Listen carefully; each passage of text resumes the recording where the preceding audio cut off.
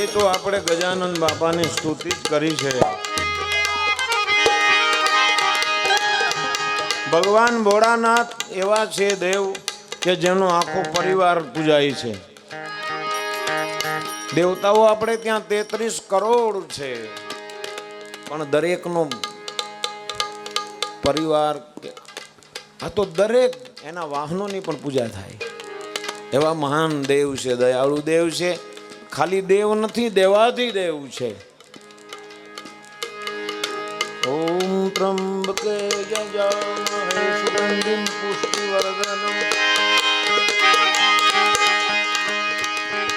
દેવોના પણ જે દેવ છે, બધા એના બાપુજી છે, દાદા છે. દરેક એમનું આરાધન કરે છે. દેવ, નર, યક્ષ, નાગ, કિન્નર, અસુર, રાક્ષસો દરેક એનું ભજન કરે છે. અને દરેકના એ દેવ છે, કારણ કે એવા દયાળુ છે. તો એ ગજાનંદ બાપાની આપણે શરૂઆત કરી, સ્તુતિ કરી. એમના એક બીજા ભાઈ છે, મોટા છે. આ તો બે ભાઈઓમાં એવો વાદ થયો એક દિવસ.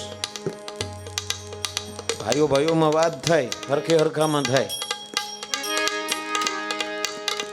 બે એવો વિચાર કર્યો કે આપણામાં મોટું કોણ. એટલા બધો દલીલ કરી, હામે કઈ રસ્તો નીકળ્યો નહીં. એટલે બે વિચાર કર્યો ભગવાનના દીકરાને કે આપણે આમાં બાંધવાથી કઈ નહીં મળે. કવિ કાગબાપુએ તો એક ભજન લખ્યું છે, જોગીરાના દીકરા જોબને ભરાણા. બાંધણું થઈ ગયું એવું લખ્યું એમાં. પછી ભાગ પડ્યા બે. ભભૂતિના ભાણા આવ્યા બે ચાર. કોઈને જોડી આવીને, કોઈને ખપોર આવ્યા, સિંહ નોર આવ્યા, ગેંડાના કણા, સાબરસિંહ ને આવું બધું આવ્યું ભાગમાં. એકાદું કડું આપણને જો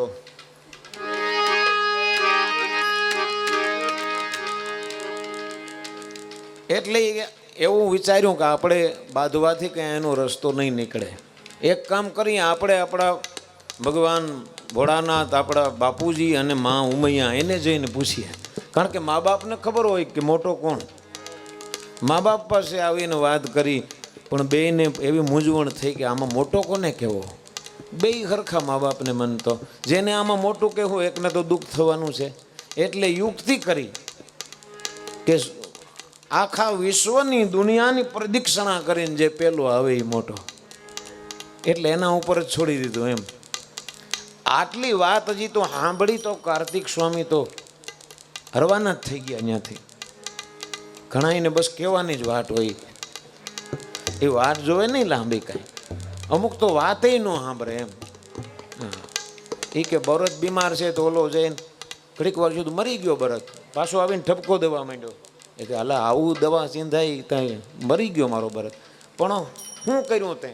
કેરોસીન પીવરાવ્યું. કે હું તને એમ કહેતો હતો કે એ ન પીવરાવતો, તું સાંભળતો થાય ને ભાઈ. કેરોસીન કીધું તો જઈને પીવરાવી દીધું. એટલે અમુકનો ઉતાવળ એવી જ હોય. આપણે હજી એને સાંભળતા ન હોય તો એમનું વાહન છે મયુર, મોર ઉપર સ્વારી છે. એટલે કે આપણે તો વાહન મજબૂત છે આપણી પાસે. નીકળી ગયા. ગજાનંદ બાપા વિચાર કરે છે, બુદ્ધિના દેવ છે, બુદ્ધિમતામ.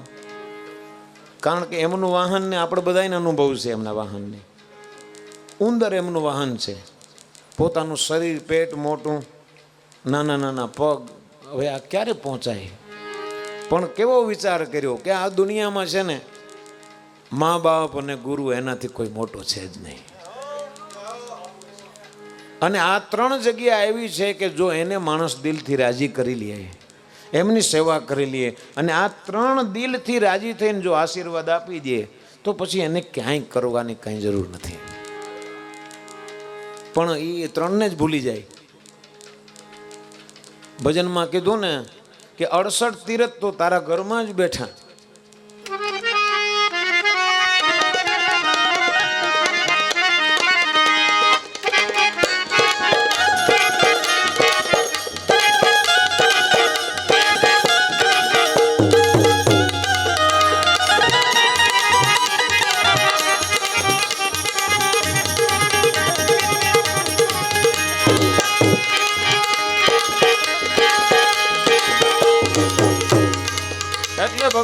ભોળાનાથ અને મા ઉમૈયા પાર્વતી બેઠા ત્યાં એમને 7 પ્રદક્ષિણા કરીને પછી સાષ્ટાંગ દંડવત પ્રણામ કર્યા.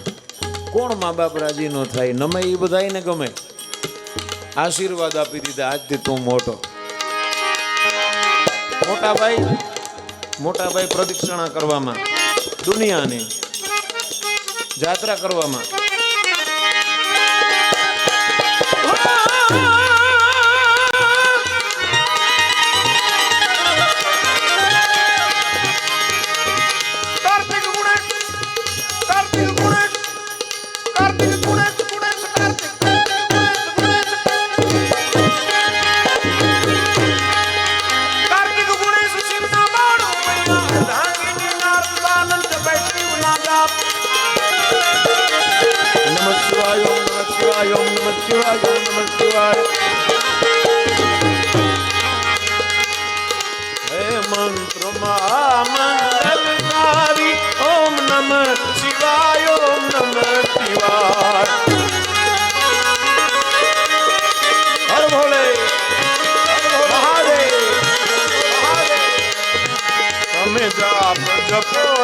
નર નારી ઓમ નમઃ શિવાય ઓમ નમઃ શિવાય.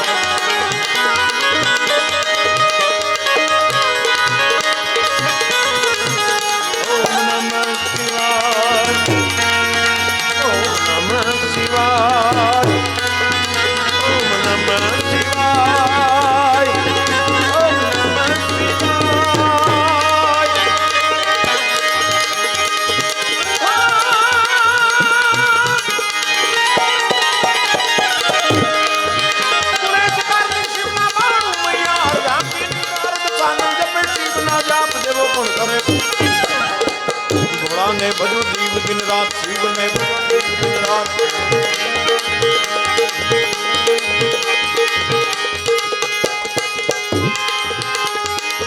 શિવને ભજો દીવ